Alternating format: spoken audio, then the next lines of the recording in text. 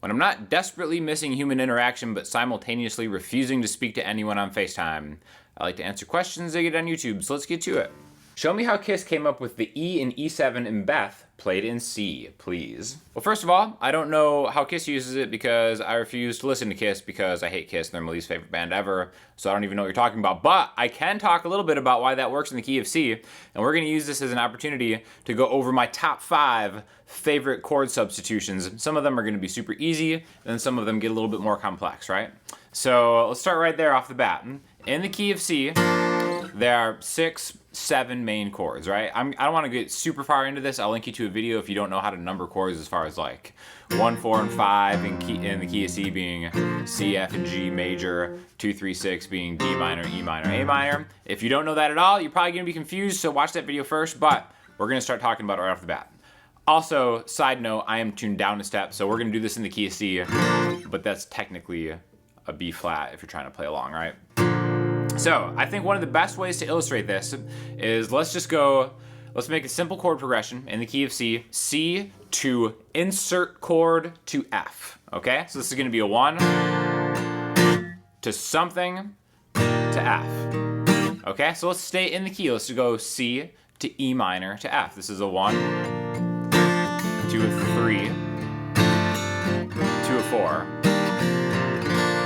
Okay, so maybe the first substitution we can do is just take that E and turn it into E major. This would be a major 3 chord. Not super crazy, but potentially this is something that even Kiss understands. C, E, F to C. Or C, E7, F. Now, harmonic function-wise, you're probably like, well, if you're going to play E7 in the key of C, you should probably go to like an A minor. Whatever. These are just substitutions.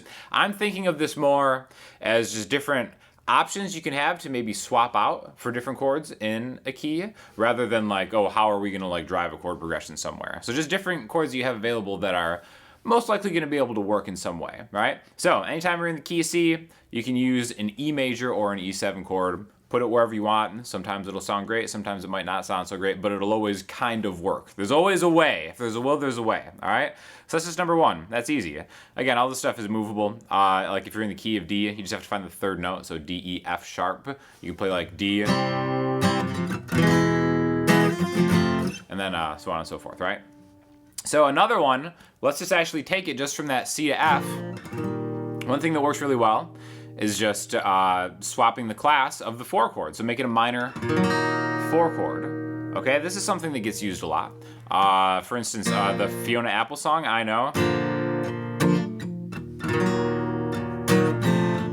80% of that song is just C to F minor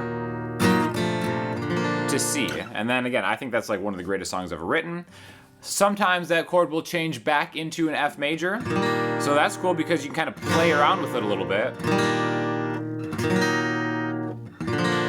Okay, so really quickly, that's just another chord substitution, the minor 4 chord. Now, one that I use a lot is actually a minor 5 chord, okay? So again, we'll do the same thing, C to E major to F.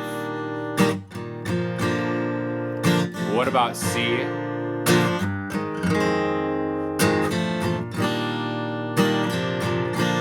That was a C to a G minor 7 to F. That's something I actually use in my own chord progressions a lot, and that's just taking the 5 chord in a key, C, D, E, F, G, and then usually that's a major chord or a dominant 7 chord. But that's too basic. We want to make that a minor chord or a minor 7 chord. Again, this voicing I'm using is just the 3rd fret all the way through except skipping the A string. I think that really works well, especially when you kind of walk it down to the 4 chord. So right there, that was just the 1 chord. It's major 3 chord to 4 to 1, or 1 minor 5 chord to 4. Okay, so those are just 3 super simple ones, right? We already take root notes that are in the key, and then just switch the class, either a major 3, or a minor 4, or a minor 5.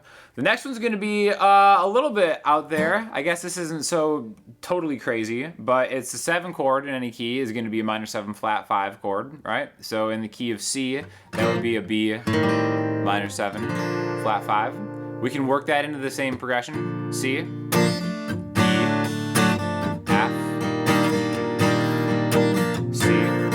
minor 5 to 4,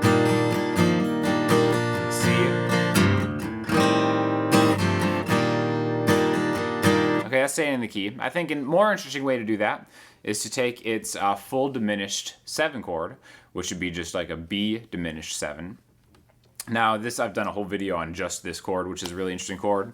This isn't just using notes from the key. We're adding another one, but you end up getting this cool voicing that is totally movable wherever you want to put it. And again, you can think of this as a substitution for either the 7, which is a B, or the 2, which is a D, or the 4, which is an F. All those notes are going to be in this chord, but I personally like the one where the B is on top. So what I mean by that is the chord voicing is as follows. I'm just starting from the highest string.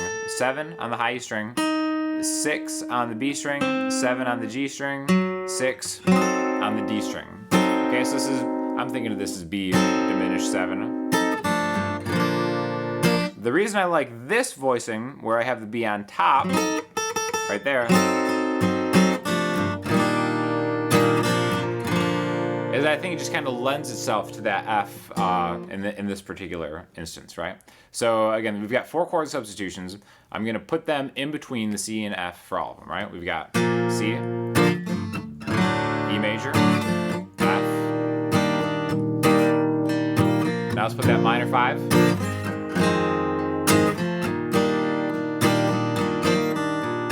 We could even do the minor 4.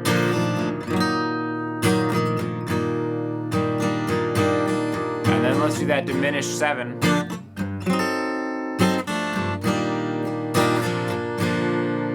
Now the next one is going to be a little more out there. The name for this is a Neapolitan chord. Impress your friends with this. Basically all it is you take the 2 chord in a key and you flatten it. So this is a flat 2 major chord or flat 2 dominant 7 chord. All that means is, like, in the key of C, the second note is D, right? If we flatten that, we get D flat. Now you can put a dominant 7 chord on there, and that's gonna resolve back to the 1 chord in kind of an interesting way. And it just works, you know what I mean? I think some people say it works better if you play it in first inversion position. I kind of like playing it in root position and just kind of getting it back home like that, especially in this circumstance where we're kind of just like moving chords around. So like C, E, F, C, G minor, F, C, that diminished 7, C.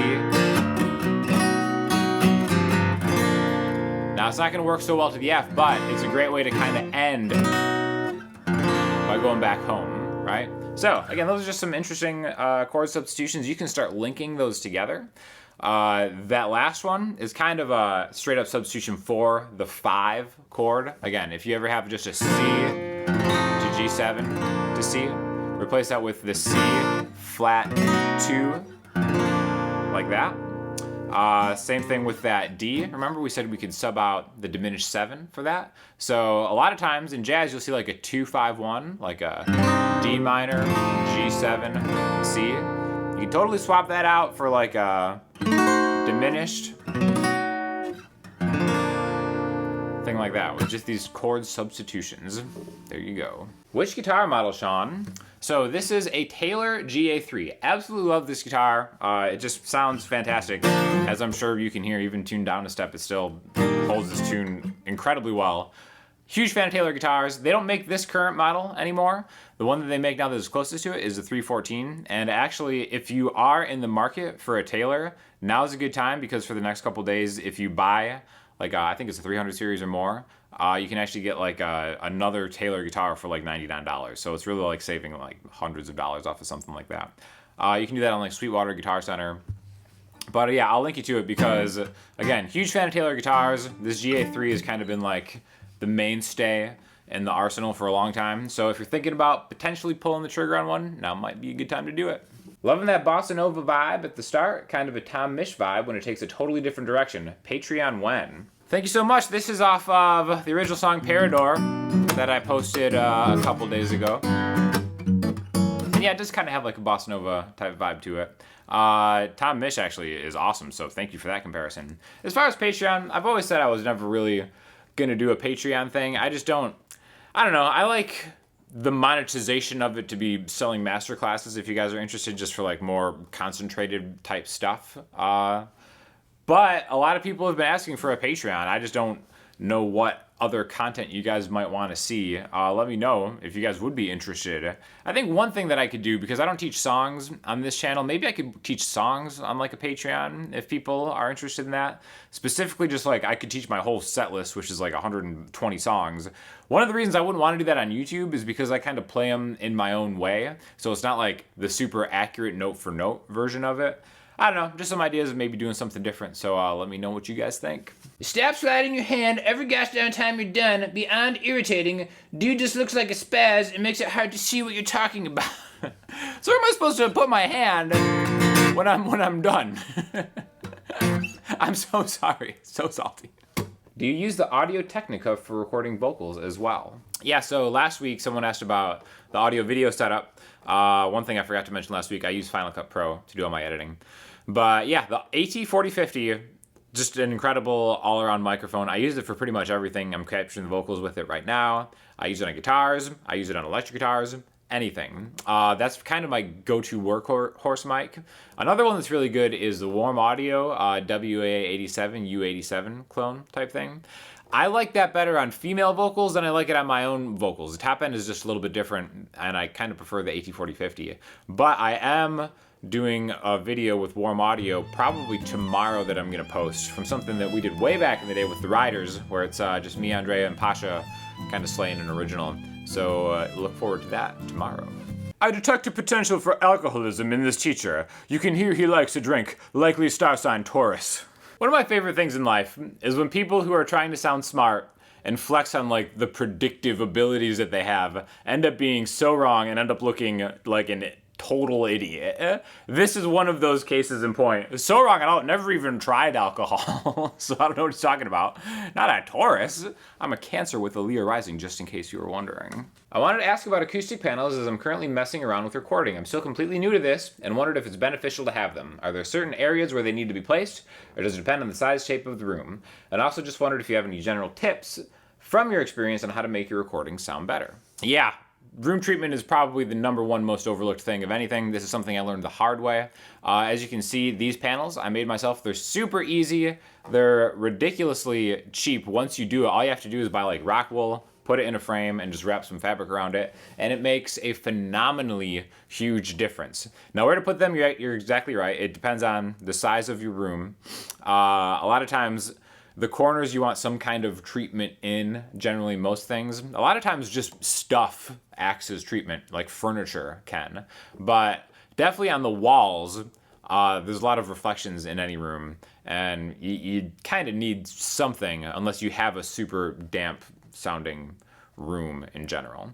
So yeah, acoustic treatment is definitely the first thing I would say, because recording equipment is so good for so cheap nowadays that if you can get the source to sound good, generally a lot of the consumer stuff to capture that sound is going to work pretty well. As far as tips on just recording, you just have to just do it. Just record and mix stuff and really kind of spend time being thoughtful and listening on different playback systems. I feel like I've gotten a lot better in the last year just by doing stuff. And truly it's just by sitting down and doing it. Like, I can't stress that enough. You just have to do it. And the more you do it, the better you get. There aren't really like a lot of secrets. I'll keep making videos to kind of like share stuff that I learn, like this next question coming up here. But #1 thing, just got to make it happen and do it. Sean, please talk more about mastering. I think I'm doing it wrong. I can almost guarantee you I'm also doing it wrong, but the reality is that in the modern age of music, more and more stuff is being self-mastered. Like back in the day, you know, you might book studio time or something and have somebody do the mix and pay a bunch of money just to get the recording and the mix done, and then they'll send it somewhere else to spend a bunch more money to get it like mastered professionally. And I mean, that's just kind of not how it really is anymore. And self-mastering is something that, you know, people should probably be looking into. It's something that I've been doing for a while. I remember we had, I think the album I did with Andreas, we sent off to be mastered, and I got it back and I was like, well, this, you know, we paid a bunch of money for it. I'm like, I feel like I could probably do this. And I feel like I did to as good as job as the person that we used did. Again, not saying that my skill set is anywhere near like a real deal person, but the one thing that I've learned more than anything compared to like my older recordings is that I was printing mixes way too hot, okay? Like it wasn't really distorting per se, but I was definitely like kind of hitting the 0 dB mark on my mixes. So then when I went to master them in a separate track, I was really just kind of like not doing a very good job at it. So I felt like I was doing everything right, except I was making the mixes way too hot. So the number one thing that I can tell you is to shoot for hitting maybe like -6 dB as far as like the peak of your mix before you start mastering. And then once you have that, you have a lot of headroom to actually work in the mastering thing. And for me personally, the mastering process is kind of integrated with the mixing process a little bit because I use some outboard gear. But as far as like the final master, I really just have like maybe like a shelf filter, an EQ. I like the Native Instruments Pultec style EQ that they have. I think it's, or wait, the passive EQ, I think is what it's called actually. And then the Fab Filter limiter. And then just some metering afterwards just to make sure I'm hitting like my loudness at like the right level. So I could do more videos on that if you guys are interested. But yeah, just let me know. So for listening homework, we're going to throw you to Tom Misch, who is just nasty. Just like tasty R&B grooves for days with old Tommy Boy. So check that out. If you have any questions or comments, hit me up in the comment section, Instagram, Twitter, or the website. Consider supporting the channel by grabbing one of the master classes, and I will talk to you all soon. Thanks a lot.